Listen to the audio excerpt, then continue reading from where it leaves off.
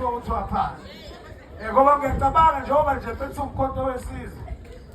Kuzofanele ngempela kube ne-training ezothatha abantu abancane iba-train. Because kwezinye indawo, kwezinye izizwe abantu abancane baya-trainwa ngendlela yokuphila, ngendlela yokuthi bayiphilise nawo, nokuthi nje bahlakaniphe emqondweni.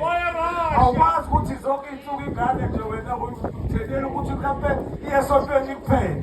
Kufanele nezinye izinto izazi ukuthi bese kuqhuma ibhomu ubaleka kanjani, bese kuqhuma ibhomu uthambula kanjani, bese kwenziwa lokhu kwenza kanjani.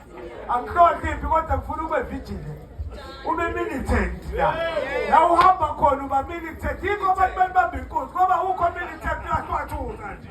La uhamba khona fa ube mehlomali, hhayi kuva ngaphambili, aseSouth ase-East ase-West khona uzoba i-complaint ube uyena